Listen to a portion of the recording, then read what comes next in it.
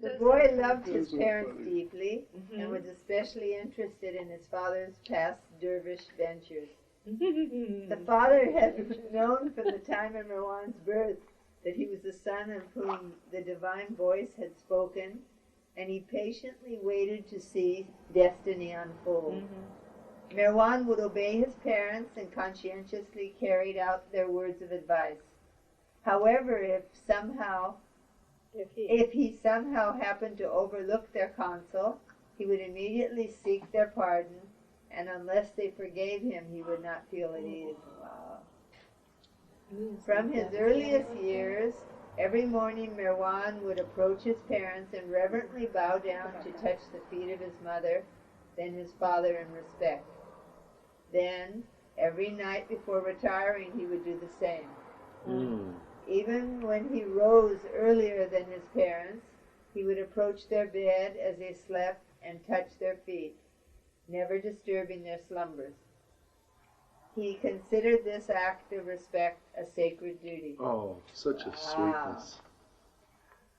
Marwan was exceedingly loving and obedient towards his parents, and Bobo and Memo, as he always called them, felt happy and reciprocated Marwan's love.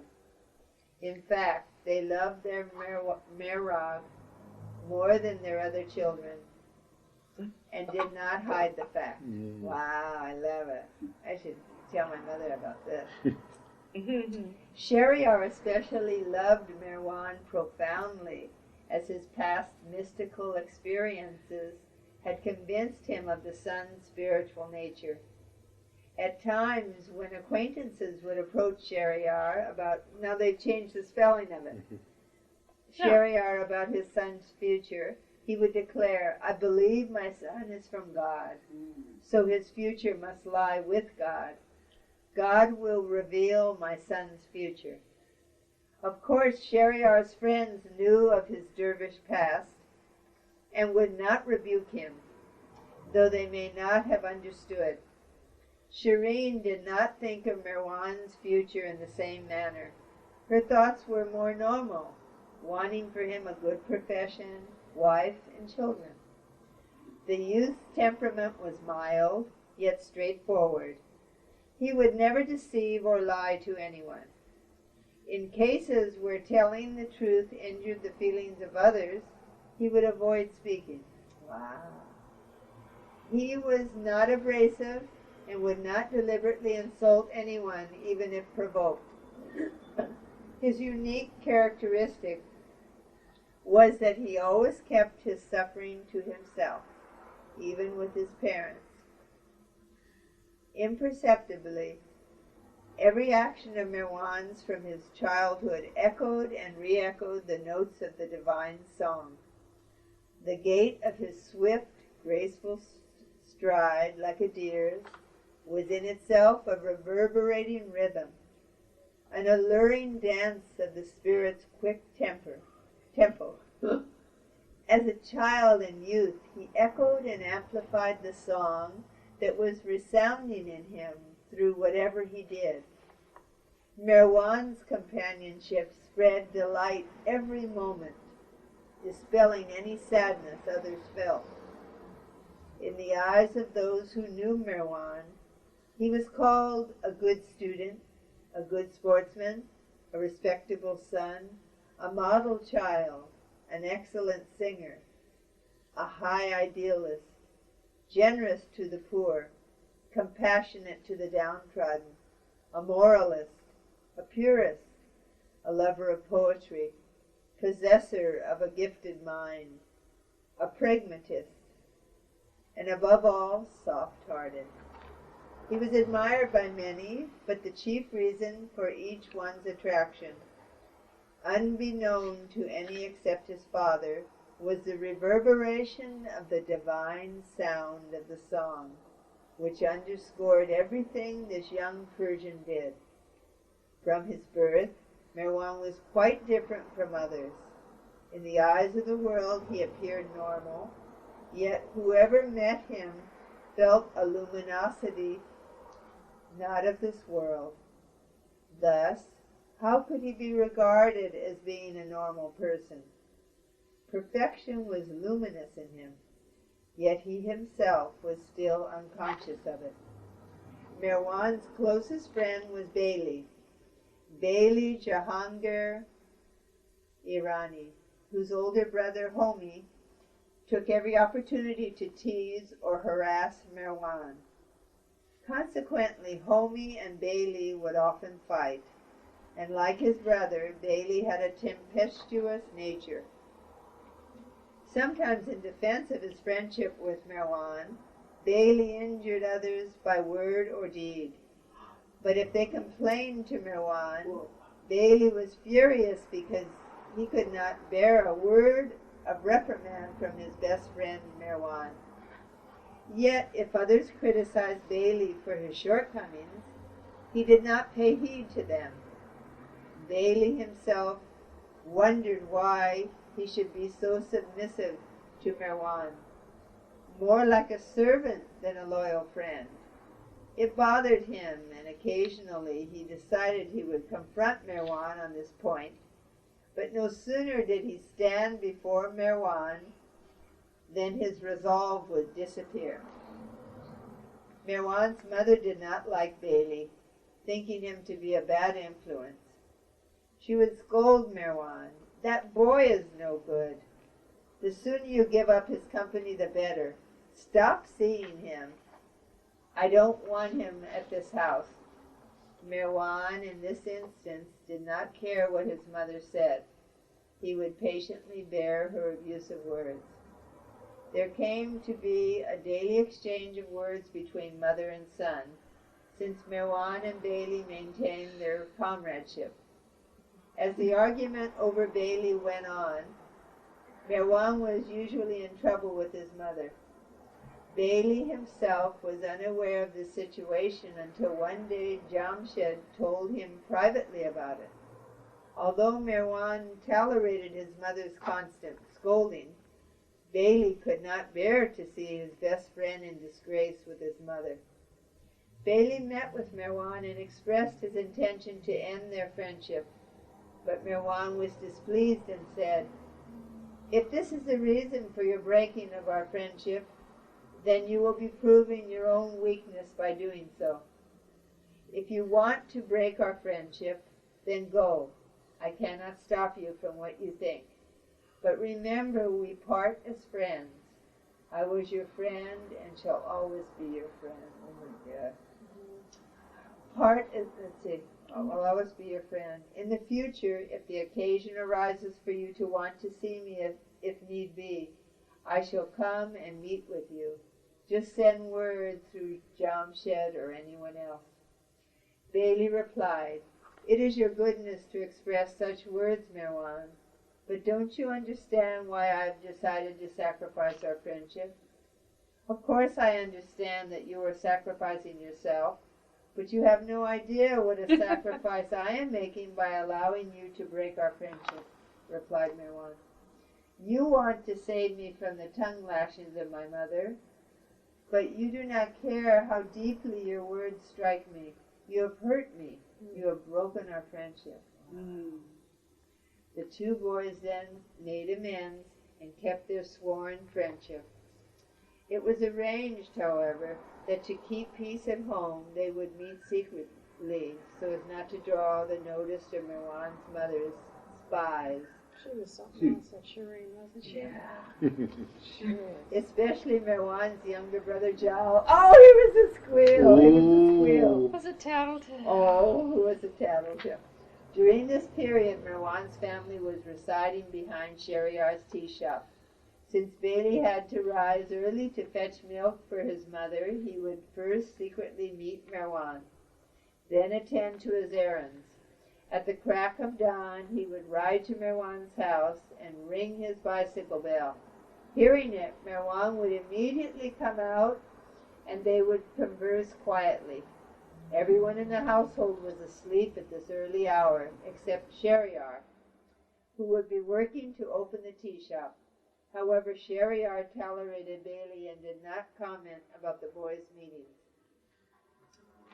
Merwan would already be up by the time Bailey arrived. He was an early riser and would be chanting his morning prayers.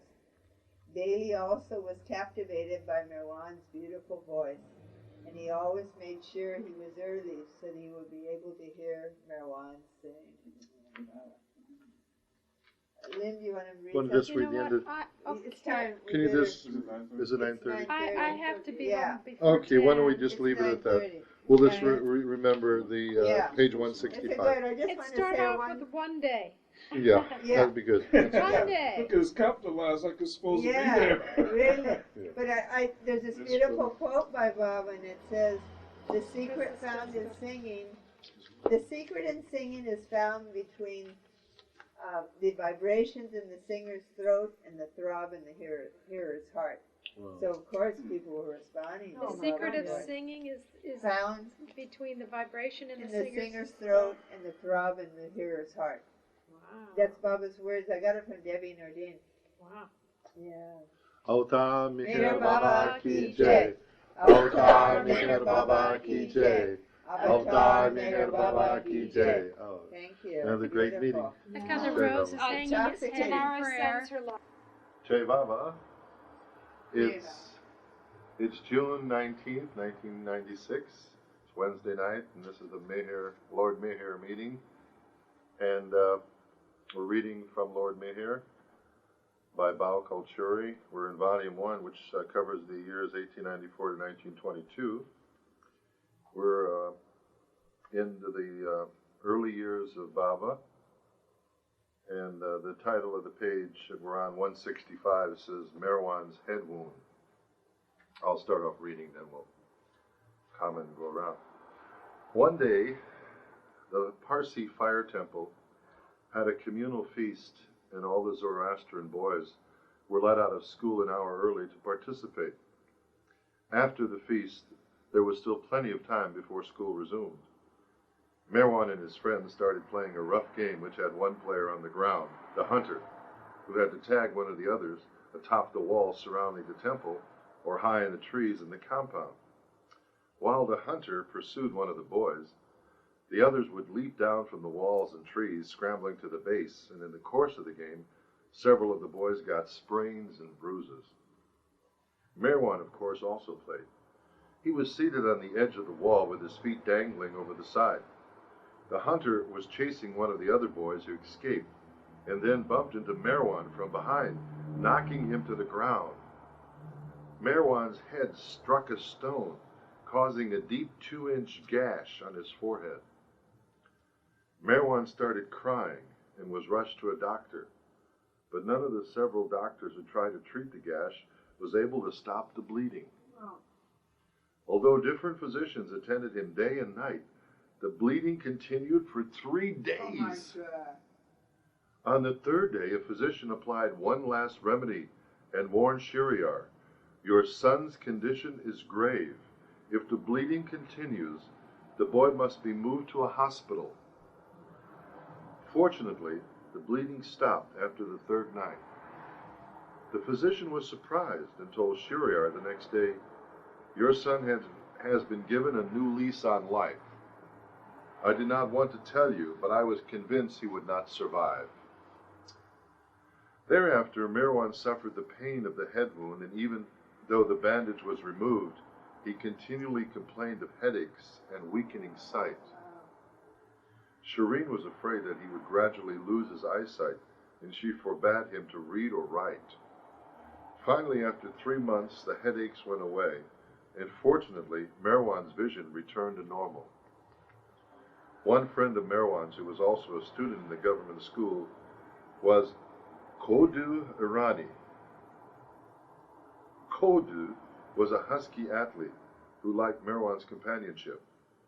One evening, Merwan, his brother Jamshed, and a group of boys were playing in the lane near their house. Jamshed and Kodu started quarreling and ended by wrestling on the ground. Kodu, who had the better of Jamshed, slapped him angrily and then ran off. Merwan had tried his best to prevent them from coming to blows, but Jamshed had a bad temper and would not listen. Kodu mistakenly thought Merwan had been taking his brother's side, and in anger he had landed the first blow. As Kodu ran away, he turned to look back. Merwan, seeing this, picked up a stone and, throwing it, struck Kodu, who fell down crying in pain. Both Merwan and Jamshed were alarmed, and Jamshed ran into the house to inform their mother, leaving Merwan to aid Kodu. Fortunately, upon Merwan's inquiry, Kodu told him that the injury was not serious and that there was nothing to worry about. Both then explained their points of view, afterwards shaking hands and remaining friends. Want to pick it up, somebody? Billy? Usually, whenever quarrels arose among the boys, Merwan was the one who would pacify both parties and reestablish a feeling of amity. He did this in such a manner that all concerned would then forget about the dispute. Another of Merwan's closest friends was a Christian boy named Louis Villegas, who was also a strong athlete. Louis was very fond of Merwan and, like Bailey, was fiercely loyal to him. Louis had a courageous spirit, was liberal-hearted, generous, and kind. He feared no one, not even the older boys, and, in fact, did not know the meaning of fear. Louis had little interest in his studies, but because he was intelligent, would always manage to pass his courses. He was quick-witted, humorous, and had much fun with Merwan. One day a fight occurred between two of Merwan's Irani friends. Merwan tried to stop them from slugging it out, but the two boys were so angry he could not prevent the fist fight. They were already fighting when Louis came and yelled, "Are you going to listen to Merwan or not? Otherwise I'll knock both your blocks off." With Louis's confrontation, both stopped fighting, though they were still angry. Then, in his soothing fashion, as only he could do, Merwan prevailed upon the two to forgive and be friends again. The boys embraced, and their mutual anger and bitterness subsided. Merwan developed a vast circle of friends and acquaintances. He was neither an elitist, nor did he pay importance to the respect given to him, even though older boys in the upper classes also esteemed him. In some ways, Merwan was even then venerated. However, he realized at a young age that God did not accept an egoist. It was said that Merwan inherited his father's good-natured temperament. Shiryar was highly regarded as a person and businessman of great integrity and unquestionable honesty. During this period, another incident from Bailey's diary further reveals Merwan's disposition. It so happened that once Merwan's mother told his elder brother Jamshed to make some purchases from the cantonment market, and he asked Merwan to accompany him. Merwan was absorbed in his studies and was disinclined to go, but his brother persisted, so he agreed. Jamshed, who had a rough nature, was not in the mood to go shopping and was upset that his mother had insisted he do this errand. On the way, Jamshed collided with a smaller Muslim boy, and both of them started arguing about who was at fault. Merwan tried to pacify them, but in the heat of the moment, the Muslim boy uttered a particular word of abuse which made Jamshed lose his temper. Without regarding the consequences, he slapped the boy across the face and was about to do so again when Merwan intervened by thrusting the Muslim boy aside and taking the slap himself. As soon as Jamshed's hand touched Merwan's face, he calmed down and they continued to the market. A crowd had gathered on the road and witnessed how Merwan took the slap in defense of the smaller boy. This was the quality of character possessed by Merwan at the age of 10. But the incident did not end there. After Merwan and Jamshed returned home, that Muslim boy brought his mother and a few neighbors and sought out Shireen. Her name was yelled out and she rushed to the street, followed by Merwan. This Muslim boy's face was bruised and his mother wanted a word of apology. When asked who had beaten him, the boy pointed to Merwan. Merwan took it calmly and offered his apology in the presence of all the neighbors and passers-by gathered there, and the Muslim boy and his mother left, satisfied. Shireen, however, did not believe it and knew instinctively that Merwan had been a scapegoat for Jamshed. Afterwards, Shireen scolded Jamshed and warned him to stop fighting. The accusation did not perturb Merwan. On the contrary, he seemed to enjoy it by the reaction on his face. He had a smile while apologizing. You want to pick up, Elizabeth? Yeah. That's amazing. That is a totally 10 years amazing. old. Amazing. Another friend of Merwan's was Jal Dinsha Nicholson. a brilliant student who later went on to college with him.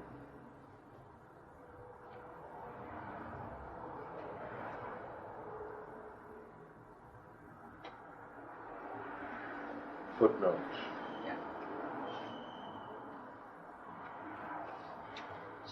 Joel Nicholson eventually went to England to pursue his college studies.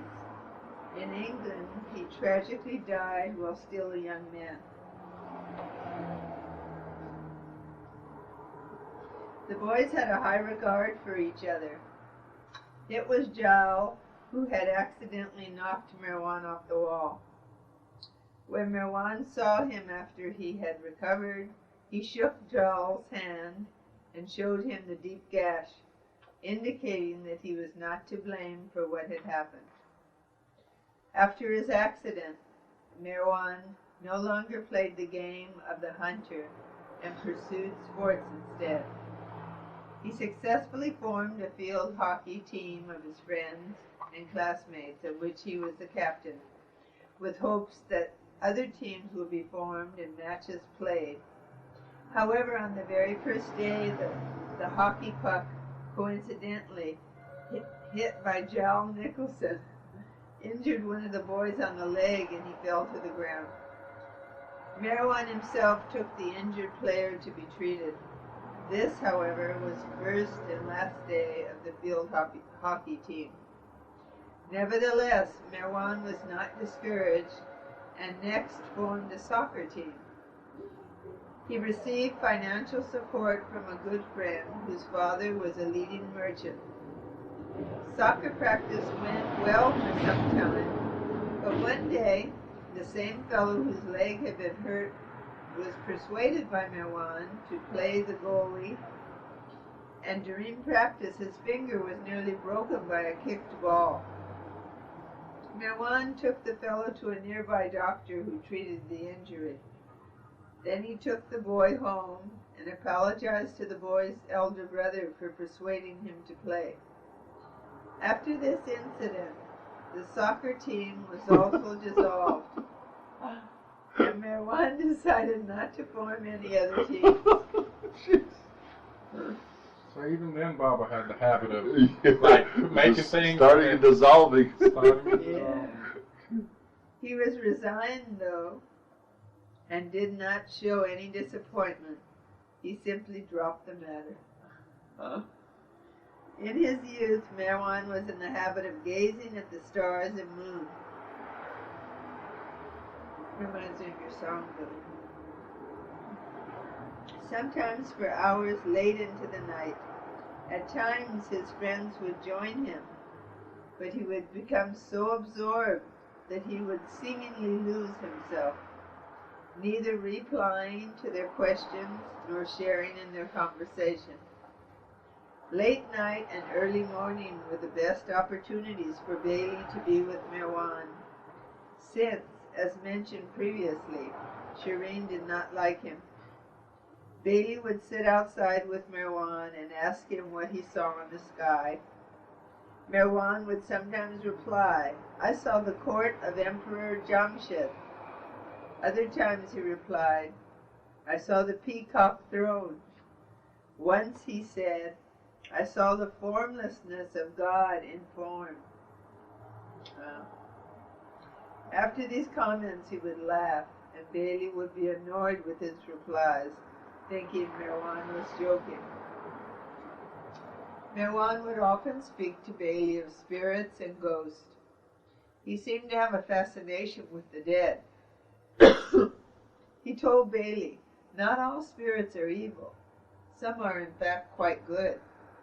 Such good spirits, however, are few in number and can only be seen by those who scrupulously follow the tenets of their religion.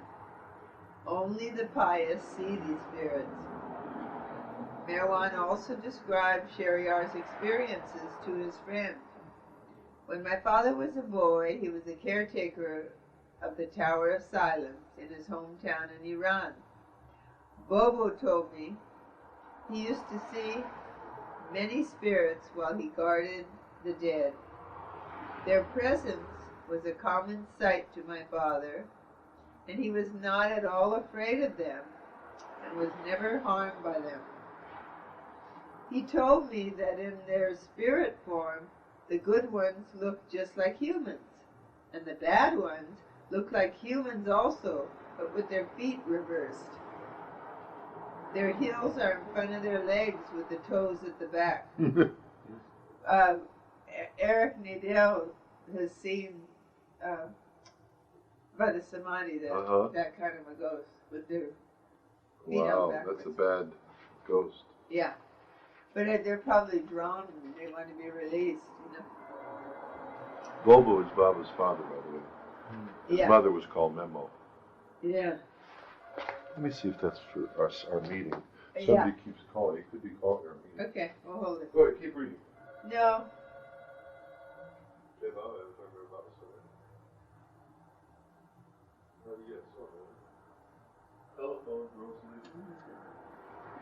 Okay. I'll put it on pause. Wait.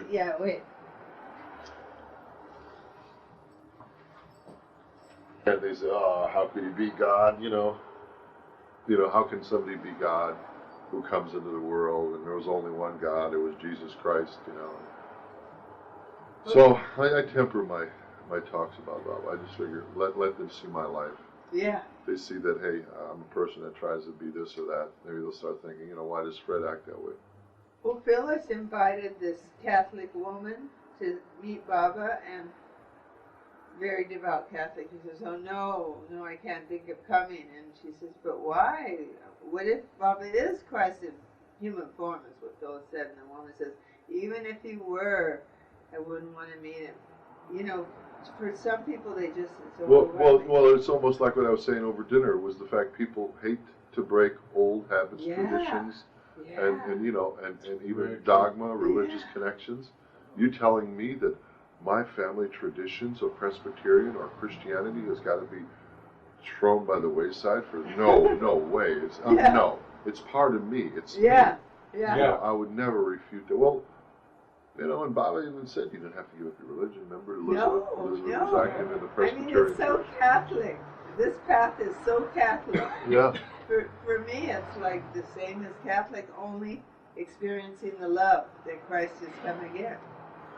But the whole thing, the devotion, even to the ashes. We have ashes. We'd have a day when we'd have ashes. I love that stuff, but not enough to stay to go to church. Oh, where are we? Where is it? I think we're at the top of the page. Merwan would often speak to ghosts. Okay. Merwan would often speak to Bailey of spirits and ghosts. He seemed to have a fascination with the dead. He told Bailey, "Not all spirits are evil. Some are in fact quite good. Such good spirits, however, are few in number and can only be seen by those who scrupulously follow the tenets of their religion. Only the pious see these spirits." Merwan also described Shariar's experiences to his friend. "When my father was a boy, he was the caretaker of the Tower of Silence in his hometown in Iran. Bobo told me he used to see many spirits while he guarded the dead. Their presence was a common sight to my father, and he was not at all afraid of them, and was never harmed by them. He told me that in their spirit form, the good ones looked just like humans, and the bad ones looked like humans also, but with their feet reversed. Their heels are in front of their legs, with the toes at the back. Bobo also told me that at night, departed souls and spirits gathered at the Tower of Silence and held meetings." That's interesting. The conference of the birds. All the vultures waiting to come up. One day, when Merwan was 12 years old, eager to observe one of these spirit sessions and to prove the truth of his father's tales, he told his friend about his plan to visit the Pune Tower of Silence at night. Bailey was thrilled with Merwan's idea, since he, too, was curious and fascinated about spirits. He also considered himself to be fearless of the dead. Bailey suggested they choose a night when the moon was full, but Merwan disagreed, arguing that a dark night was better. They fixed a date, and Merwan said, "Bailey, I want you to promise me that you will do as I tell you. I don't want any of your daredevilry." Bailey promised, and on a moonless night they slipped out of their houses to make their way in the dark to the last resting place of Zoroastrians. The Tower of Silence was situated on a hill far away from the busy city. Even during the daytime it presented a haunting and forbidding appearance. Surrounding the stone walls was a forest wilderness. It was about midnight by the time they arrived at the tower compound, but Merwan showed no fear. Before they entered the compound, Merwan said, "Bailey, I must again insist that you promise that whatever happens, we both stick together. We have to keep silent as we climb the tower's steps, and we must not turn back for home without offering our obeisance to the tower itself." Again, Bailey promised. Merwan continued, "I want you to promise that whatever spirits we see, we will remain silent so we don't draw anyone's attention to us. When we go up the steps, pray the whole way." Bailey agreed, though he knew only 2 or 3 short prayers from the Avesta scriptures and was starting to feel dubious. But Merwan reminded him of his promise, and they started toward the tower. The moment the tower was in sight, Merwan kneeled and offered his prayer, placing his head on the ground. He remained like that for quite a while, and Bailey imitated him. The caretakers of the place had gone. The boys saw no one around. They heard no voices, but there was the distant barking of dogs and foxes, and the fluttering of the vulture's wings nearby. Slowly but surely, the dreadful silence and solemnity of the place had its effect on Bailey. Shivers passed up and down his spine, and he implored Merwan to go back home. "What's the matter? Why should we go back?" replied Merwan. "We have come this far. Let's see what is here.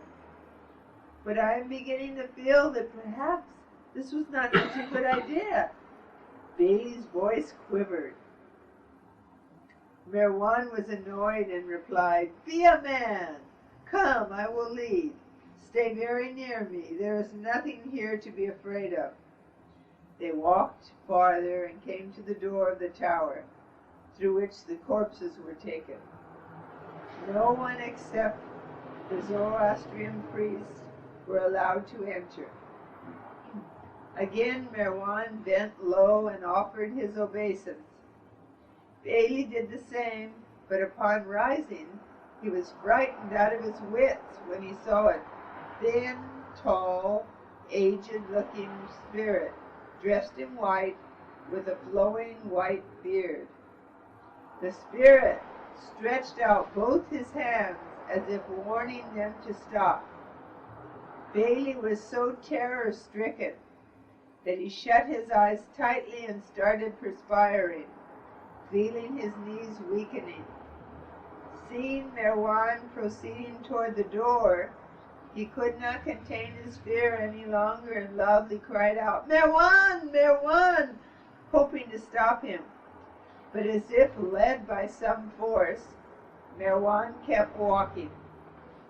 Bailey was so frightened that he could not turn back, and so he ran to his friend, clutched the side of Merwan's coat, and pleaded with him to leave. Merwan halted, and Bailey again beseeched him. "Let's not go any farther." Sheba. Sheba. But Merwan was obstinate. No, let's go on. In a weak voice, Bailey spoke. Whatever may happen, Merwan, I am not prepared to take another step. You'll have to come back with me. But why? Asked Merwan. Why are you trying to stop me? Bailey could only utter, I have seen something, and his tongue stuck to the roof of his mouth. So what?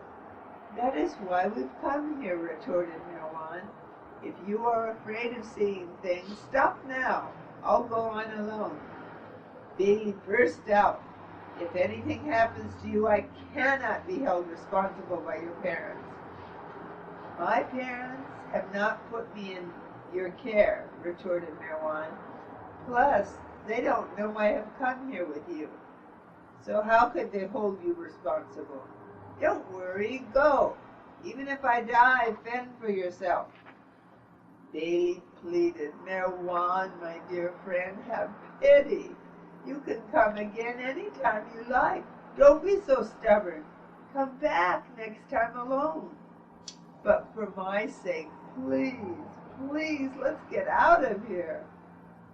This softened Merwan's heart, and agreeing to leave, he again offered his salutation to the dead, with Bailey doing likewise. As they crept out, Bailey glanced at the spot where he had seen the spirit form, glad that it had disappeared. Finally, they descended the steps, and Bailey offered his thanks to God. Near the city, he sighed with relief, but soon after he made some bold remark. Then Merwan started to tease him. So, my brave comrade, you've now experienced the beings of the underworld. Say what you like, replied Bailey, but if you had been alone and had the experience I had, I cannot say what your state would have been. I was able to withstand that sight to some extent, but I doubt whether you would have been able to stand it. What did you say? Replied Merwan. What else could I have seen except an old bearded man dressed in white guarding the door with outstretched hands? You saw him too? Bailey asked, his heart palpitating. You also experienced seeing that spirit form? I believe so, Bailey, but now I can't be sure, teased Merwan. Stop kidding and tell me honestly whether you saw that spirit or not. Bailey replied, irritated. Bailey, you really are thick-headed. Don't you understand that I am saying I saw exactly what you saw? And still you wanted to go on, Merwan, without fearing what was on the other side? Inquired Bailey. What was there to be afraid of? Was there anyone else around but that spirit? Replied Merwan. I want to know more about the form you saw. Were there more spirits? Pleaded Bailey. Bailey, you disappoint me. I believe with the losing of your courage, you have lost your common sense as well, teased Merwan. Bailey's feelings were hurt, and Merwan consoled him.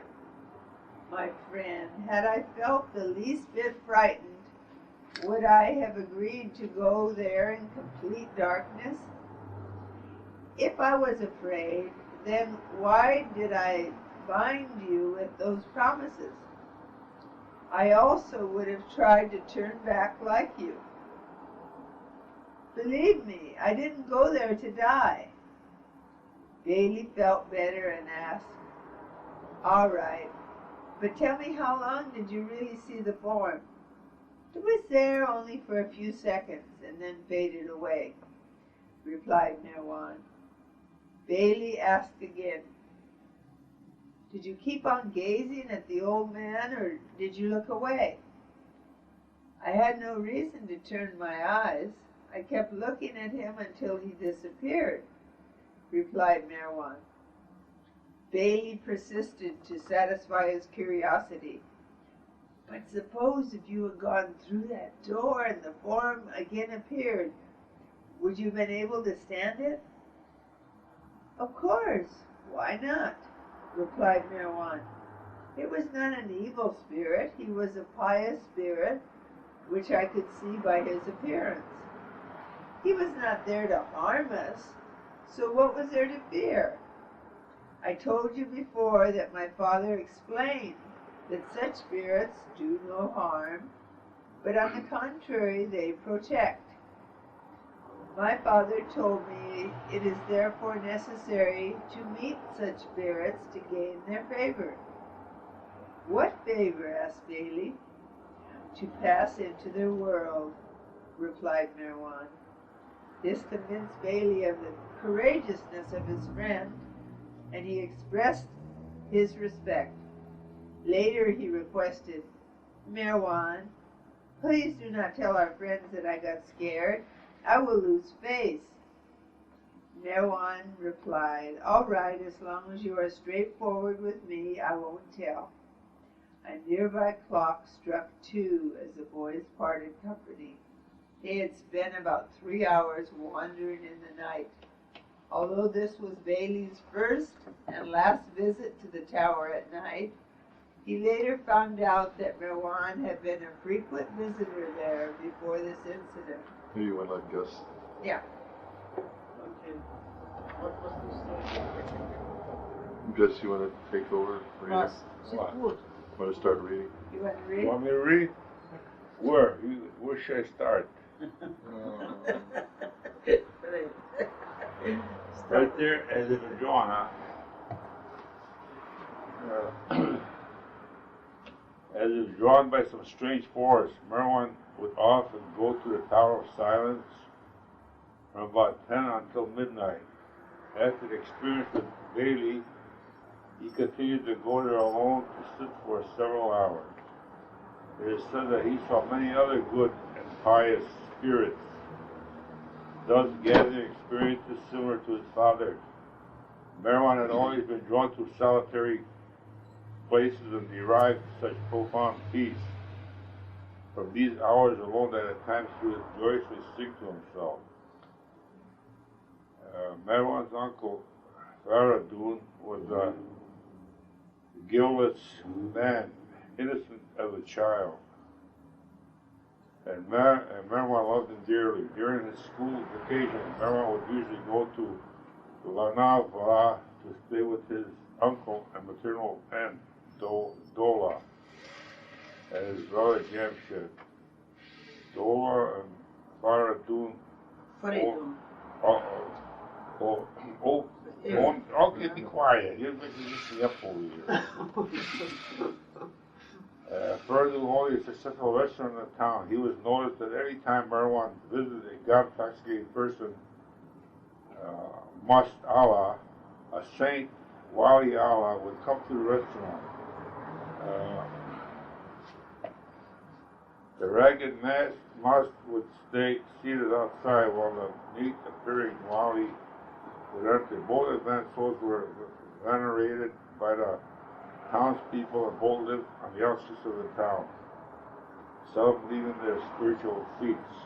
Yet no sea would Meherwan arrive in Lanavla, and both would appear at the restaurant and remain daily from the morning until night. People tried to offer him tea or food, but they would accept nothing, except the young boy. Meherwan would usually give the Wali tea and the Must a loaf of bread. On a day, Meherwan would return to Pune. Both spiritual personages would stop coming to the restaurant, much to the curiosity of the local observers. One of the restaurant's regular customers was a curiosity in himself, a hunchback, a Muslim man who was a superb storyteller. While a clientele would often press him for a tale and listen throughout far into the night to his tale of adventure and fantasy, plying him with tea and cigarettes throughout the story. Often a single story would take a whole week. Wow. Meherwan was fascinated with this strange hunchback and would always listen to his tale. No one loved to hike in the dense, hilly forest surrounding Mount Navla. He usually roamed alone, sometimes with his cousins. He would visit Bombay as some part of his vacation with his other material and bonding with his family.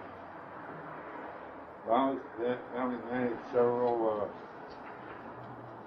flourishing tea shops in Bombay, and they lived in a large house with a spacious compound where the children would play. Members of Sherar's brother, Codec, and his family had also settled in Bombay, and Merrill would visit them as well and befriend Codec's son, named Shah. After some time, Dola, Aradun, and Devshed moved back to Pune for Jamshed's education. There he opened another restaurant. Jamshed, though he had lived apart from his parents for some years, always felt very close to his younger brother, whom he also called Merag. From the time they were babies, the two brothers had been raised more like twins. For example, whenever it was Jamshed's birthday, Dola would insist that Marwan receive an identical gift, like an identical suit of clothes, so that whenever any new toy or gift was brought for one, the other brother would receive the same as well. Once during the kite flying season in Pune, Marwan, Jamshed, and several of their friends went to watch the spectacle of dozens of kites being flown to a nearby field. The strings of kites were pulled with glass, so that when they were maneuvered across each other in the sky, the one string would cut the string of another kite. Whichever kite fell belonged to the boy who retrieved it. The moment the kite started falling, there would be an excited scramble as the boys ran towards it. On this particular day, many children had gathered and were watching the competition intently, eagerly awaiting the dash for a falling kite. Soon, one kite string was cut and it started spiraling down from the sky. Merwan and his friends ran towards it, along with several other boys. But in the midst of the scramble, Merwan, who was in the lead, suddenly halted and asked, "Where is my brother?" The boy cried, "Oh, he is somewhere behind. Come on, Merwan, let's go." Concerned, Merwan again implored, "Where is my brother?"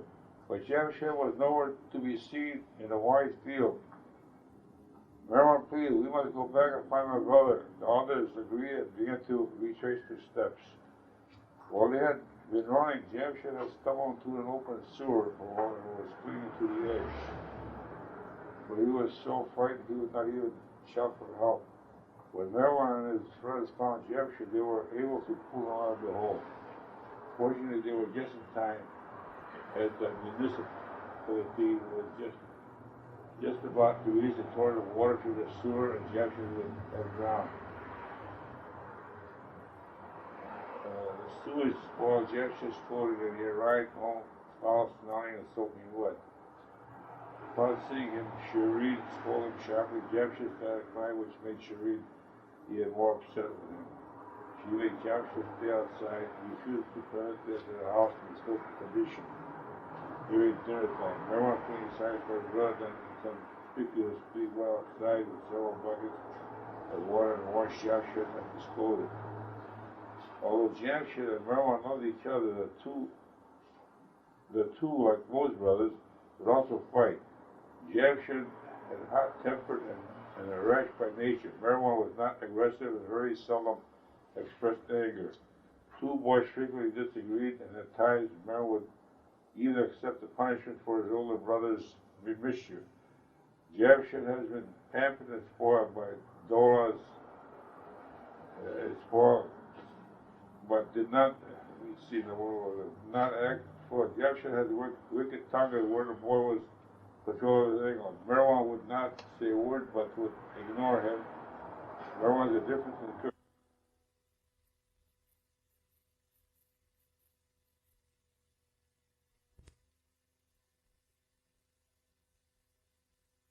Merwan.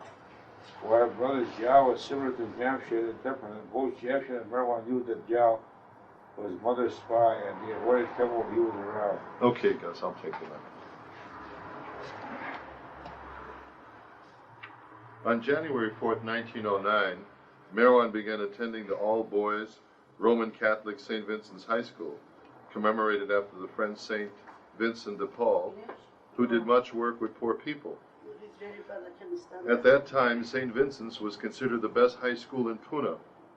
It was run by Christian missionaries, and most of the boys were from the wealthier families in Pune, but boys of all castes and faiths were admitted. Unusual for a Catholic school, religious instruction was not mandatory. Discipline, however, was strict, and punishment for any mischief meant strokes with a cane. At St. Vincent's, Merwan came into contact with new teachers and friends. Gradually, he started to like the school, and as in the government school, he became a favorite with his teachers and classmates, especially the Christian boys.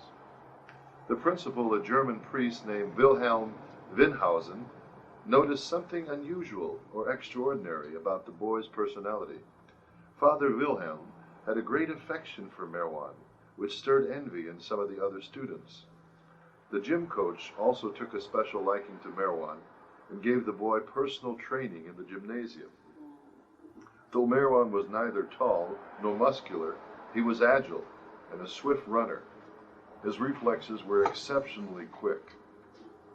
The school had a large courtyard for athletic exercises and sports.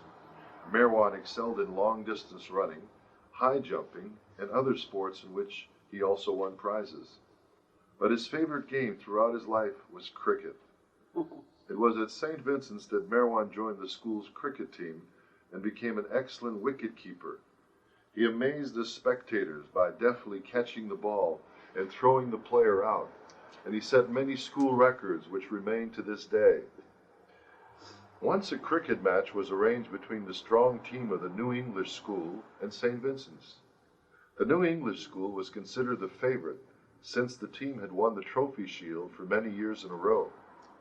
The team members were usually seniors, but Merwan, though younger, played first string for St. Vincent's. The English school scored first. Merwan then took the wickets of their three best players, and they did not score further.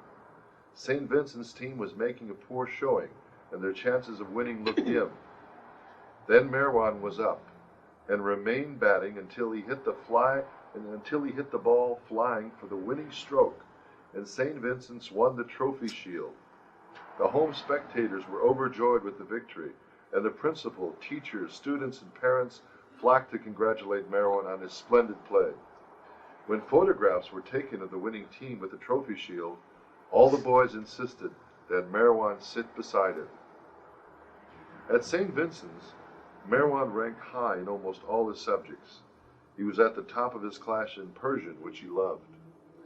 At 15, he liked history and literature, especially poetry, but did not care much for geography, science, and his nemesis, mathematics, although he never failed in these subjects.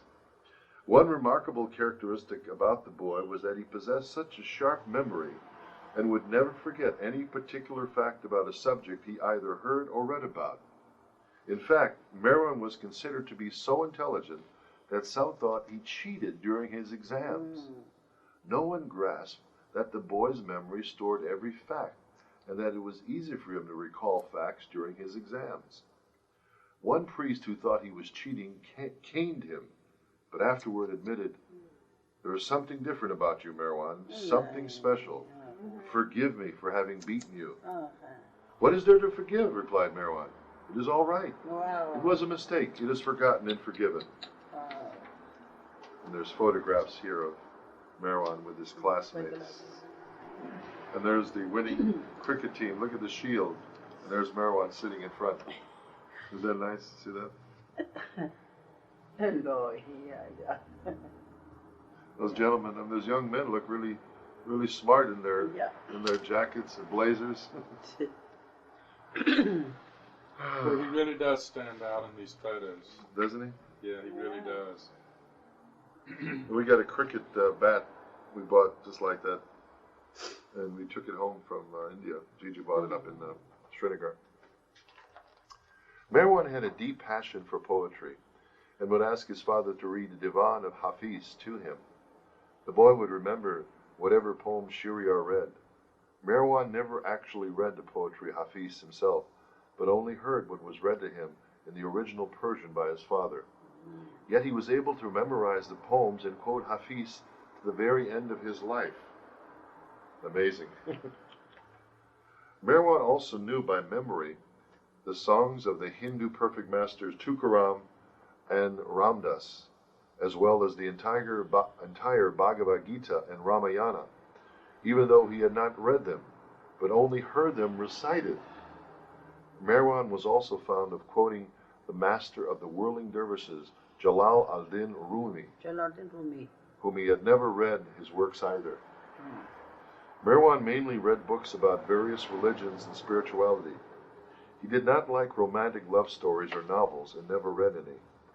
The only topics he did enjoy besides religious subjects were the detective stories of Sexton Blake and Sherlock Holmes, as well as the Gujarati literary writings of Sorabi Desai, a scholar in Navasari, India. While at St. Vincent's, he took some interest in the works. That's Mansari's uncle. Yeah, Oh. yeah, I heard that too, yeah. Oh, really? Sarabi. Sarabi. Yeah, He yeah. was a famous scholar, Oh, wow. and after he became Mayor Baba, they corresponded, Right, and he came. Mansari told us Wow. this story. He took some interest later in the works of Sir Walter Scott, Shakespeare, William Wordsworth, and Percy Bysshe Shelley. During these school years, Meherwan composed poetry in the language of Gujarati, Urdu, Hindi, and Persian. The poetic themes were invariably spiritual, emphasizing virtues over vices and the forces of good over evil. His poems spoke of the mystical Sufi tavern or wine shop, describing divine madness and God intoxication and spiritual longing. Meherwan also enjoyed writing short stories. One of his British tales was published when he was 15 in the British monthly magazine, The Union Jack. Although still a teenager, he possessed an uncanny deep wisdom. Meherwan composed verses, ghazals, Persian poems to God, songs and hymns under the pen name Huma. And there's a footnote on page Huma. 180. H-U-M-A. Huma. Homa, yeah. Huma or Homa? Huma. Homa. Homa. H-M-A. H-U-M-A. Yeah. H-U-M-A. 180. And the footnote is, Huma is a Persian word denoting a marvelous bird in ancient Bird, yeah. literature. The Persian phoenix, also called the bird of paradise. We have airplane too, Homa. Oh, now, really? The name is Homa, yeah. Ah. The legend of Huma is similar to that of the phoenix of Egypt mythology. The great bird is believed to be superior in flight to any bird and consumes itself by fire after several hundred years, rising reborn from its ashes. The Persians, unlike the Egyptians, believed this bird was of both male and female natures, and they claimed that the male and female counterparts were joined together in one body, each counterpart sharing one wing and one leg and flying in unison. The bird is described as merciful. It did not prey, but subsisted on the bones of dead animals. The Persians believed it was very auspicious if the great bird's shadow fell on a person. For example, a man would become a king within a short period of time. Consequently, according to the Zoroastrian religion, the Persian words Huma, Homa, and Honuman are names of persons which signify sacrifice. Homa. Girl's daughter. Girl's Wow. name is Homa. Whose name? Girl. They put girl's name Homa to boy's name Homayun, which by definition Oh, girl's Homayun. name is H-U-M-A. Homa, yeah. Boy, H-O-M-A. Homayun. Yeah. Ah. No, Homayun. You have a Homayun in Yeah, India Homayun. too. Humayun. Yeah. My Wow. nephew's name is Why? He was Humayun. a king or something, wasn't he? Yeah. Wow. With Meherwan's permission, Bailey once mailed one of his Urdu ghazals to the popular Gujarati newspaper, the Sanjay Vartman, the Evening News of Bombay, which published it under the pseudonym of Huma, or Huma, in its Saturday issue. Thereafter, every Saturday issue contained one of Huma's compositions in either Gujarati, Urdu, or Persian. Later, the Bombay Samachar, another Gujarati newspaper, also published some of Huma's compositions. When, due to unavoidable circumstances, the publication ceased, the readers clamored for more poems, a tribute to Meherwan's soul-stirring poetic ability. The popularity of his renderings can be gauged from the fact that once during a visit to Bombay, while passing the district of Kalbadavi, Bailey overheard some Parsi fellows in a music shop singing one of Meherwan's Urdu ghazals entitled Money, Alas Money. The boys were singing the lyrics with such zest while dancing that some of the pedestrians stopped to listen. Meherwan's writings also drew praise from several scholars who wrote letters to the newspaper editors in appreciation of Huma's achievements. The scholars would have been even more amazed had they known that a teenager had written these poems. Meherwan was also drawn to drama and would act in plays at school as well as participating in local YMCA, Young Men's Christian Association, productions. He played his roles so brilliantly that he won prizes for his performances several times. On one occasion at St. Vincent's, he acted in the play entitled Here She Goes, There She Goes, for which he was highly praised and was given a standing ovation. Jamshed would also take part in the school's plays, and the two brothers would frequently practice together. Once Meherwan was directing a play, and one boy, who could not act well, wished to have a small role.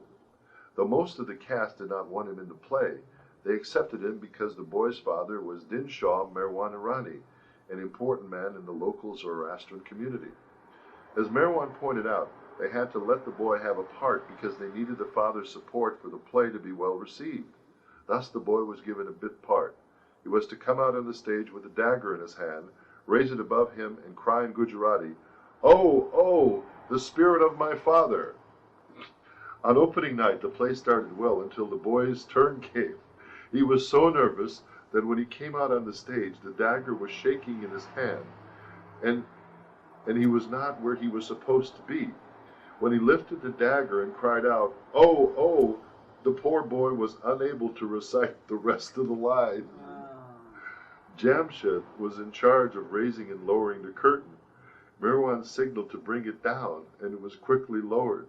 However, because the boy was in the wrong place, the pole at the bottom of the curtain hit him on the back, and he fell with the curtain on top of him. Only his head was sticking out.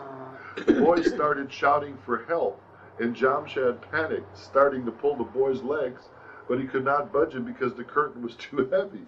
At last, Meherwan quickly lifted the pole, and the frightened boy was dragged backstage. By this time, the audience was in a delighted uproar. A seeming tragedy had turned into a comedy. Oh, Billy, you want to... While at St. Vincent's, Meherwan also wrote a complete scenario of nearly 200 typed pages in English and mailed it to the Universal Film Studios in Hollywood, California. Unfortunately, what became of this manuscript nobody knows, since he never received a reply from the film company in America. Meherwan always kept busy and would often say, "Nothing is as bad as unoccupied time." He was a highly energetic boy involved in something all the time and was never found merely sitting around. In Bailey's diary, he recalled, "Meherwan was never found idle, but was always engrossed in his studies or reading the books he liked. If tired of those things, he would come and play games with us. He was enthusiastic and industrious, his conduct and character flawless." Meherwan persuaded those of his friends who were indolent to work with him in chores they disliked. By sharing in their labor, even these rascals became industrious by Meherwan's influence. None of his friends had ill feelings about this side of his nature, for Meherwan was their leader. For example, Bailey had no interest in sports at school, but Meherwan would persuade him to take part in the games. During the annual sports competition, Bailey's name appeared on the list of athletes, although he had never signed up. Another student informed Bailey about it, and he complained to the principal that he was unable to participate, and his name had mistakenly been added to the list. Father Windhausen told him that since his name was on the list, he had to play or else he would be expelled from school. Bailey had to join in the competition, even though he had little athletic ability. Afterward, he found out it was Meherwan who had perpetrated this trick. Meherwan wanted to change his friend Bailey, who was somewhat lazy by nature and did not attend to his studies. The rascal was not popular with his fellow classmates and teachers, mainly because of his arrogant nature. Disciplinary actions were taken but did not have much effect, so the principal informed Bailey's brother Homie that if his younger brother did not straighten out, he would be expelled. Homie knew Meherwan might be able to influence Bailey, so he told him about the principal's threat. Meherwan immediately spoke to Bailey. "Father Windhausen has told Homie that you will be tested today, and if you fail, he will be forced to consult your parents." The principal is threatening to expel you from school. Bailey asked, "Well, Meherwan, what should I do?"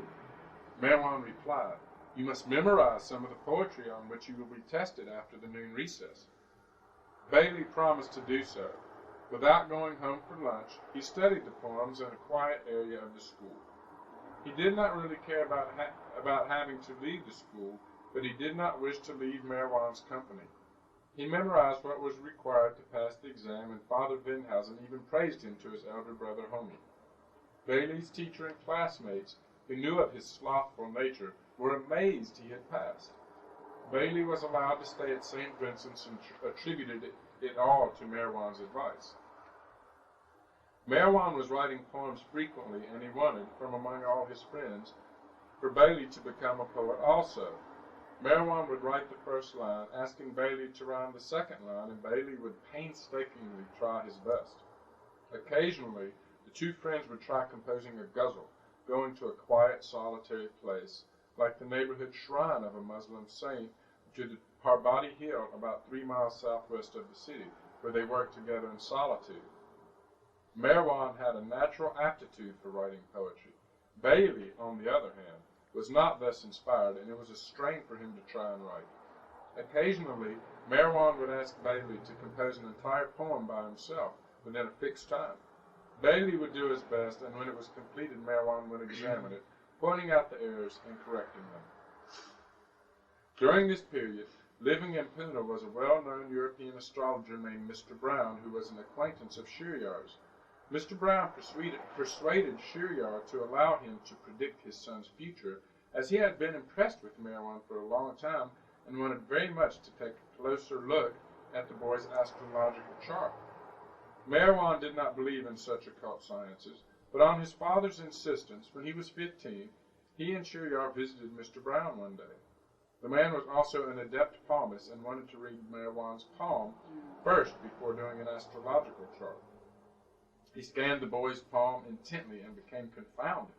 He usually required only 10 minutes to read someone's palm, but he was so astounded that he examined Meherwan's hand for over an hour, consulting various books after minutely studying the lines. He then solemnly declared to Shiryar, "In the future, this boy will become the greatest philosopher of the age." Wow. What? Mr. Brown's prediction, however, produced no effect on either Meherwan or his father. Meherwan disliked fortune-telling and refused to discuss the subject. With the passing of time, the family forgot about Mr. Brown's prediction. Meherwan's character sketch, foretold years later by another astrologer, proved accurate, as these excerpts indicate. The person born under the planetary effects of this chart will be the doer of great and good deeds. The man will be industrious. He will attain glory and fame all over the world. The person's devotion is profoundly deep and intense, and there will come a day when the renunciation of all worldly things will manifest. Then he will become a great yogi and be acclaimed and worshipped as a great being. Anyone coming under this person's gaze or influence will be captivated and charmed, for his power of attraction and personality are marvelous. In conclusion, this soul will do some great work for humanity. Why is he born? To carry out the will and work of God on earth. This illustrious soul will be the medium of salvation for all who come in contact with him. Since Meherwan had changed schools, it was not possible for him to see his old friends as often as he would have liked, so he established a cosmopolitan club for his friends on the first floor of a building not far from Char Baudi, the district that Hazrat Babajan inhabited. Young boys of different religions would gather there, and membership fees were collected for the rent and purchases. A treasurer and secretary were appointed, and the president was Meherwan, who would keep an eye on all receipts and expenditures. Games like chess, checkers, cards, etc. were provided for the members to enjoy, and the club also subscribed to English and other newspapers and magazines. Books on philosophical and religious topics were purchased and kept in the charge of an appointed librarian. The Cosmopolitan Club was open from 7 to 11 a.m. and from 3 to 9 p.m., with a watchman hired to look after it when it was closed. The following rules were drawn up by Meherwan. The use of indecent language is forbidden. Drinking of any alcoholic beverage is forbidden. Gambling is not allowed on the premises. Quarreling is not permitted. Feeling oneself to be superior on the basis of one's community, Christian, Muslim, Hindu, or Zoroastrian, is forbidden. The goals of the members are to love all and maintain unity and brotherhood. Meherwan was particularly vigilant to make certain that all members respected the conditions under which the club was set up. 2 days a week were fixed for members to deliver lectures on subjects of interest, at which times all games stopped. The days of the lectures were very enjoyable for the intellectuals who were enthusiastic about their speeches. At each meeting, President Meherwan would open the proceedings and introduce any new members. On lecture days, non-members were allowed to attend as guests. No girls or women, however, were admitted. Every time a new member joined the club, he would have to deliver a speech extemporaneously, occasionally making blunders, much to the amusement of the audience. When it was Meherwan's turn to give an address, the boys would listen even more attentively. There was only one European club member, named Richard Deek, who could not speak any language other than English. Meherwan started giving Richard lessons in Persian so that it would become his second language. Richard was a sincere boy, good-hearted and intelligent, but tragically, not long after joining the club, he died suddenly. During the existence of the Cosmopolitan Club, a youth named Ramnath, who lived in the same building where the club was located, became extremely attracted to Meherwan. Ramnath almost went mad in his obsession to be in Meherwan's company. He became so obsessed with Meherwan's companionship that he claimed it was hard for him to live even one day without seeing Meherwan. Ramnath was a Punjabi from northern India whose parents were deceased, and he was cared for by his elder brother. He was normally a merry and good-natured boy.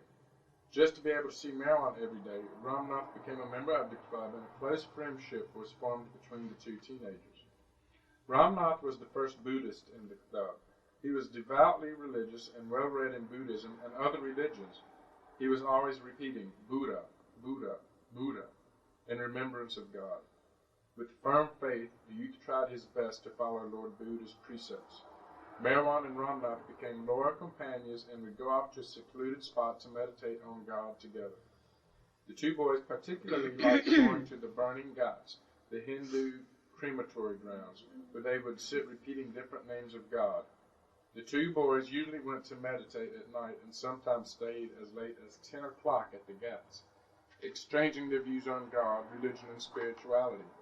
Ramnath lived only for these sessions with Meherwan and disliked worldly subjects, which he found difficult.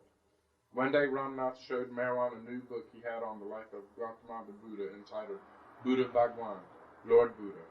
Thumbing through it, Meherwan came to a passage where Buddha said, "When I return to earth, I will be called Maitreya, the merciful one." Maitreya. Yeah. Is it Maitreya or Maitreya? I've heard both, It's but Krishna's. that's like Christ. It's Krishna's place. Yeah, Buddha, Maitreya. Buddha. Buddha's place. Buddha, The Buddha. merciful one.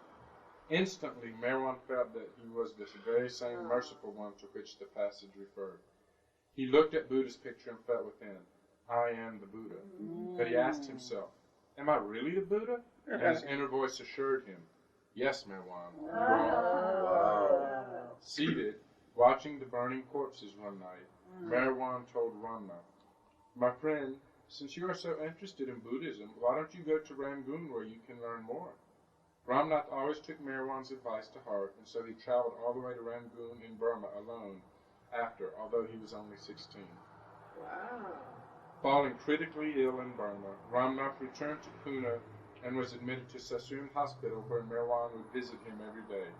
Ramnath told him, I returned to Pune only to see you, Meherwan. After a few days, during one of Meherwan's visits, the young man died with his head on his friend's lap. Unknowingly, Ramnath left his mortal body on the lap of the Lord, Buddha. Oh, wow. Wow. Sure. What A young exciting, man, can you believe what it? an exciting childhood. What an exciting childhood. Yeah. Those are it. Yeah. You want to make your coffee, guys? What? Coffee? You want it? Yeah, if you want. Wait, listen to that on that. You want to take a little time? Yeah, take some time. Yeah, Here, take let's some take a time. break. Testing. Hello, hello, hello. Okay. So, where were we? From childhood. Oh, I was going to start. 187, the last paragraph. Should I close the door? Somewhat, yeah, cool. From childhood, Merwan was characterized as soft-hearted, and this quality was expressed in the form of compassion. He devised a plan to spend the savings of the Cosmopolitan Club to help the poor in Pune. A committee of 17 boys was formed, called the Secret 17, who managed this work. Merwan's rich friends also contributed to the club's funds. A cash box was made and the key was kept by Merwan. If no donations had been received, Merwan himself, at the sacrifice of his own needs or wants, would donate the money. Thus, the committee was able to carry on its charitable work. This money was spent spontaneously to help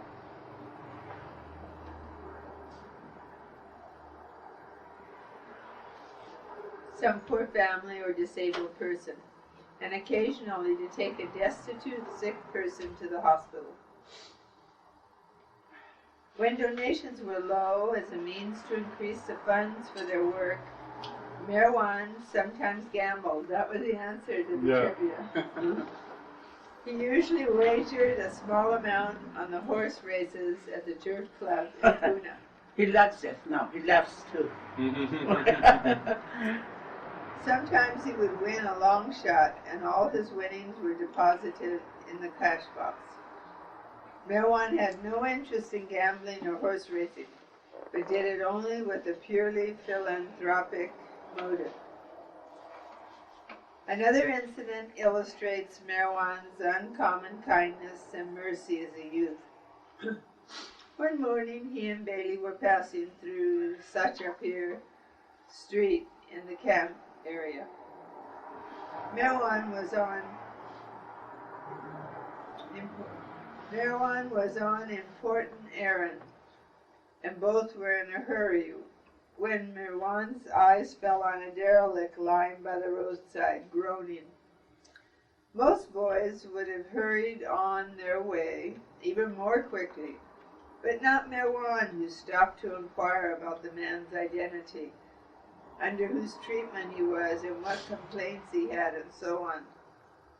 The man explained his illness and said that he was taking medicine from a municipal charitable dispensary. Bailey was irritated and impatient, reminding Merwan of the urgent errand, but he waved away Bailey's repeated protests not to get involved and to leave the old bum lying where he was. Finally, Bailey left in impatience, complaining that any help was in vain. Merwan had the man admitted to a hospital through the intervention of his family doctor. Merwan himself removed the man's soiled clothing and gave him a hot bath, along with new clothes. For 2 months, until the sick man healed, Merwan nursed him and made sure he took medicine and nourishment regularly.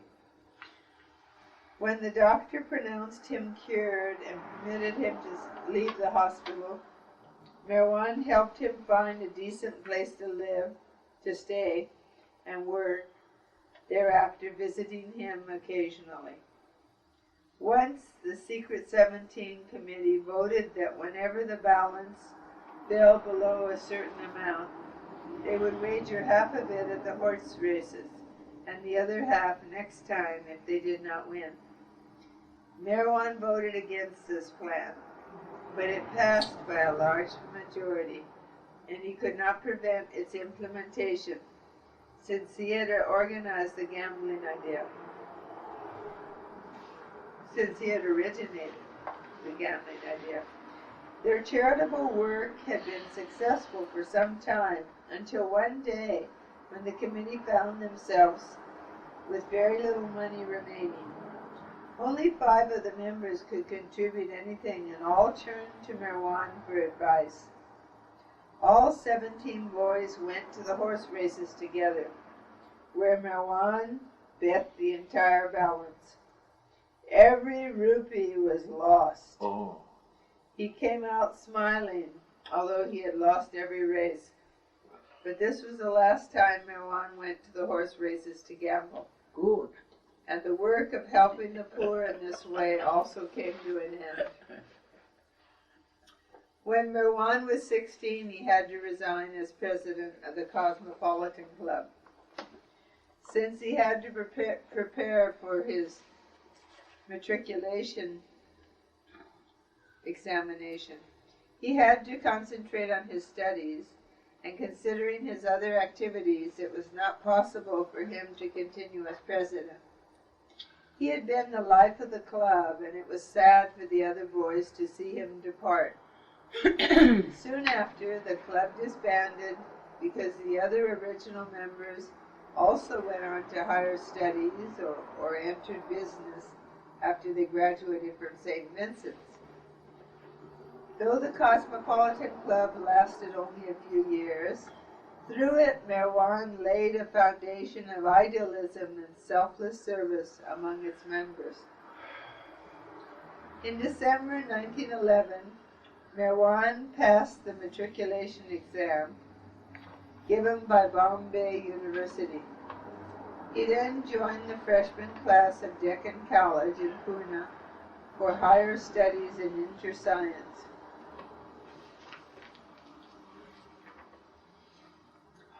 Deccan College was considered among the better college-level institutions.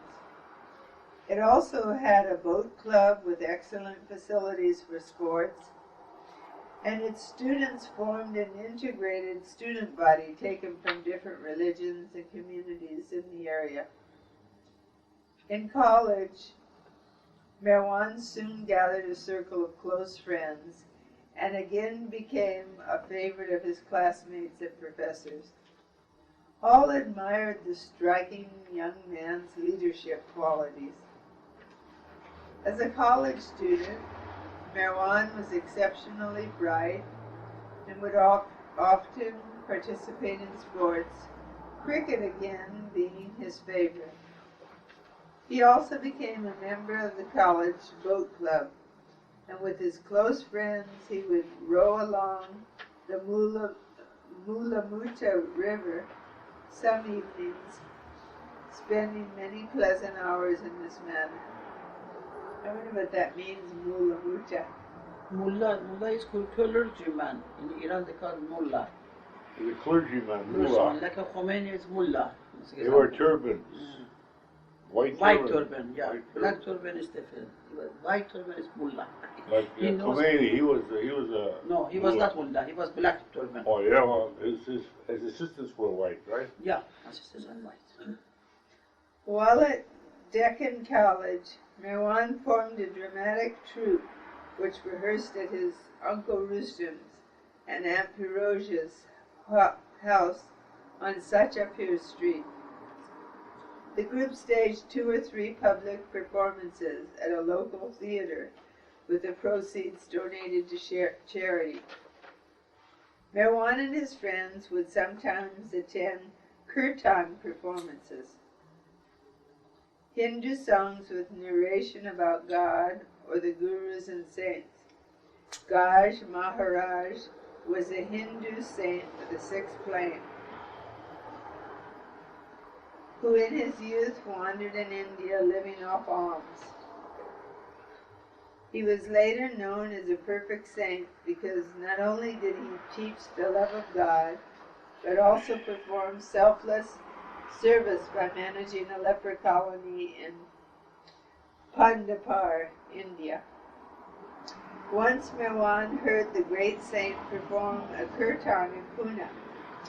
Although the humble saint was dressed in rags, Gaj Maharaj radiated divine love, and all who attended were profoundly impressed. Merwan also continued his writing.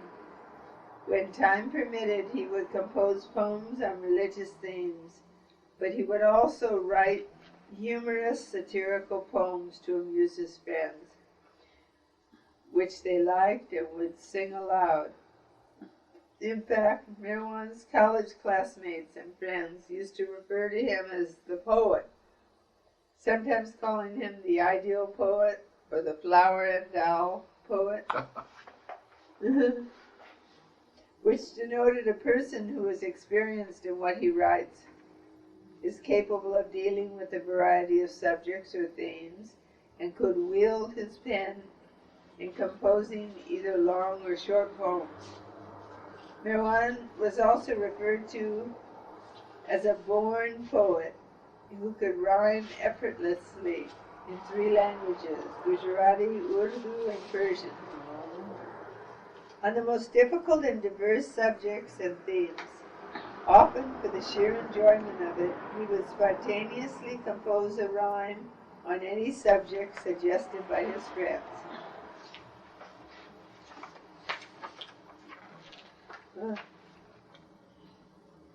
Okay, who wants to go on? Okay, after passing his freshman year, Merwan entered the sophomore class of Deccan College in 1912. At this time, some of his friends drank beer, and he would occasionally join them for 1 or 2, but he detested drunkenness. Merwan was good company and a merry friend who appreciated a good joke. He always tried to keep those around him happy. The college professors admired Merwan and anticipated his success in the world. The young men of all classes respected him to such a degree that they would confide in him and confess their weaknesses. Some of his classmates who failed would plead for their professors to pass them, mainly so that they could remain in Merwan's class. Although Bailey and Merwan had been the best of pals throughout childhood, they had a painful falling out and had parted ways after high school. Bailey had a proud and arrogant nature, and this at times caused differences between the 2 youths. Bailey did not go to college but left Pune and moved to Lonavala, where he was employed as a manager in a store. Many months passed before Bailey and Merwan met again. One splendid morning, some people who were going on a picnic came into the store. They were coming from Pune and were on their way to Kandala and happened to stop at the store to purchase some items. The head of the party was Bailey's former teacher at St. Vincent's, Mr. David, who immediately recognized Bailey and invited him to join the picnic, but he declined because of his responsibilities at the store. As Bailey talked with him, someone mentioned Merwan's name. Bailey immediately became excited to know how Merwan was doing. Merwan had also come to Lonavala to see Jamshed, who had moved back to help Aunt Dalla and Uncle Faradun manage their restaurant. While he didn't want to avoid Bailey, Merwan did not seek him out, as he did not want to remind him of their painful parting of ways. Bailey, however, became overjoyed to know that Merwan was going to join the picnic, and after the store closed, he planned to meet the group. By that time, some of the party had arrived with Merwan at the store, where they met Bailey at the front door. All then left for Kandala, where they had a splendid picnic. Bailey and Merwan were meeting after a lapse of 1.5 years. Although Bailey wanted to ask Merwan's forgiveness, he could not do so in the presence of the others. However, he and Merwan exchanged smiling glances. Only one fellow in the group, who was a close friend of both, knew of the disagreement between them. Before leaving Kandala that evening, this fellow addressed the group. "I must request our respected teacher, Mr. David, to use his influence to bring friendship between 2 friends among us who have parted company for over 1 year. This being such a happy occasion, it would be quite fitting to do so." Everyone else was puzzled over who the 2 friends were and wanted to know more about it. Even Mr. David was in the dark about the matter and asked the fellow to divulge their names.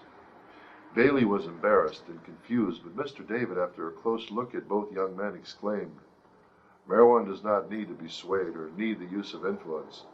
But if it adds to your respect for him, I believe Merwan would sacrifice himself in any way. I know that both are still friends, though they have not seen each other for a long time. I suggest both should exchange glasses of beer as a gesture to renew their friendship and add to the happiness of our group." No sooner had Mr. David finished speaking than Merwan got up and, coming to Billy, offered him a glass of beer, smiling. Bailey accepted it. I'll take a beer from Baba. Maybe there was that, remember that song, "Won't you come home, Bill Bailey? Bailey? No. Won't you come home? I know I done you wrong. I'll do the cooking, honey, you pay the rent. It's only for a fine tooth comb." Oh, yeah, I remember. Oh, yeah. But that was, maybe that's where that Bailey came from. Yeah. Bill Bailey, won't you please come home? Bailey accepted the beer, and when he tried to express his gratitude at this loving gesture, Merwan uttered the name of God and told him, "Thank God alone." Amidst expressions of joy, Mr. David called for recompense, and with this happy reconciliatory ending, they started for home. After embracing Merwan, Bailey left the group in Lonavala while the others proceeded to Pune. Soon after, Bailey moved back to Pune, resuming his close association with Merwan as before. One day in 1912, while Merwan was sitting outside his house, suddenly his inner sight opened. He saw the divine effulgence of God most clearly and immediately lost all bodily consciousness. Although his eyelids remained open, he was merged in divine bliss. Merwan's Aunt Dowla happened to walk by and, noticing him sitting in an awkward position, called his name but received no reply or acknowledgement of her presence. Shireen was informed and came running at once. Shaking him, she called, "Merog, Merog!" At last his eyelids quivered, and he saw his mother before him. He mumbled, "Memo, please, please don't bother about me." He remained stunned for a few minutes more before rising to his feet. The mother only could think that he must have had a dizzy spell. After that experience of the Nur state, the light of God, Merwan increasingly felt some great urge within, some powerful feeling that he was going to be different from other men. The feeling of being different persisted, though he had no consciousness of his spiritual identity. Merwan would ride his bicycle to college every day from his house. In the spring of 1913, he was preparing for his final exams as a college sophomore and studied diligently at a Zoroastrian fire temple named Khorshid Vadi, known as the Temple of the Cock. It was during this period, May 1913, when something profound happened which caused everything to change for Merwan as a 19-year-old youth. And there's the photographs of the Irani family. Meram, Jal, Merwan, Shariar, Adi, Shireen. Merwan with Jamshed. There's Jamshed. Jamshed sort of looks like him a little bit, doesn't he? Yeah. Who's that? There's Jamshed, suited. Do you look like Baba? You A say? little bit like Baba, doesn't he? Beautiful family, look. Yeah, it resembles them. Yep. Sorry, she's As Merwan was riding his bicycle on the way to Deccan College, he noticed a large crowd gathered on Malcolm Tank Road near Char Baudi. The crowd was surrounding the old woman Harzat Babajan, who was seated under her neem tree. Merwan had passed this old woman many times, but had seemingly never paid much attention to her, although he was aware that Babajan was regarded as a saint by the local Mohammedan community. The religious Orthodox or people of high status would seldom approach Babajan because the Pathan soldiers who guarded her were forbidding personages, and the idle beggars who lived off the dakshina or money given by her devotees were despicable. Strangers who passed by considered Babajan to be a mad woman or a witch or a sorceress. As Merwan rode by that day in May, he happened to glance at Babajan, who at that very moment looked at him, and with a nod of her head beckoned him to her. Merwan could not disregard her. At once he got off his bicycle and walked over to her. Their eyes met, and Marwan could sense that the old woman was extremely happy to see him. Babajan was eagerly awaiting him, and as Marwan approached her, he felt as if he was magnetically drawn to her eyes. Babajan then stood up with her arms spread wide. The ancient woman embraced Marwan with the fervor of a mother finding her lost son. Tears started streaming down her wrinkled cheeks as she repeated, Mera Pira Beta, Mera Pira Beta, my beloved son, my beloved son. Our age had waited for her beloved son to come to her. Finally he had come, and the tears of our age were the tears of Babajan. At this most touching scene, the echo of her loving cry, my beloved son, was eventually to affect the innermost recesses of every heart. Those who witnessed this incident undoubtedly were deeply moved. Marwan was speechless and stood motionless like a statue in front of the ancient woman. From the moment of her embrace, Marwan felt as if an electric current was passing through his body, sending impulses from his head to his toes. What he then experienced is indescribable. His individual consciousness was merging with the ocean of bliss. Although Marwan was dazzled by the effect of the luster Babajan's embrace gave, he maintained some consciousness of the environment and walked home, leaving his bicycle behind. Though inwardly his total being was profoundly affected, outwardly he appeared for the most part normal. You want to pick it up from that? Billy?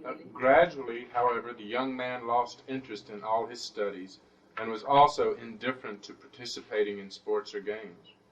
As the weeks and months passed, he preferred more and more to be left alone.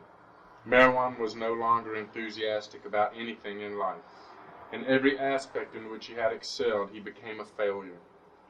He was unable to concentrate on anything and was unable to communicate to his family, teachers, or friends what he was experiencing. Life was now totally empty except for one person, that ancient woman.